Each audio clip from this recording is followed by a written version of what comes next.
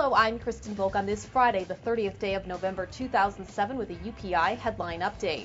President Bush is urging Congress to approve billions of dollars in additional war funding before Christmas.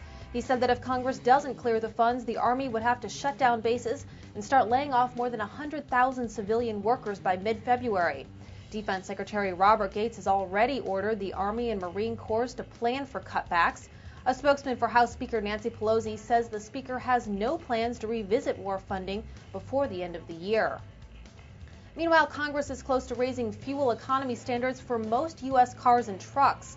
The bill would increase the corporate average fuel economy standard to 35 miles per hour fleet-wide by 2020. Right now, the standard for cars is 27.5 miles per gallon and just more than 22 for trucks. However, the legislation also has several significant loopholes that would allow auto companies to get around the new limits. The Senate passed the mandate in June, and the House is expected to vote next week.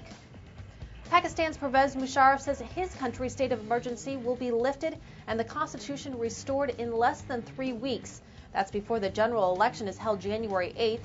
Musharraf made the announcement yesterday after being sworn into presidential office as a civilian for another 5-year term.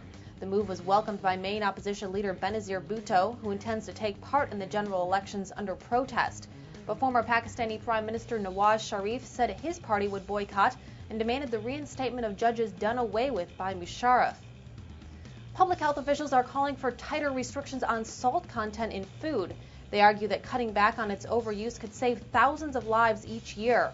Officials want the Food and Drug Administration to beef up labeling, require manufacturers to cut salt in packaged foods, and subject it to stricter regulations. The FDA hasn't considered this issue since 1982, but says it's the right time to revisit it. That's all for now. Check out our weekly wrap-up from the White House today on UPI.com. And for all of us at UPI, have a great weekend.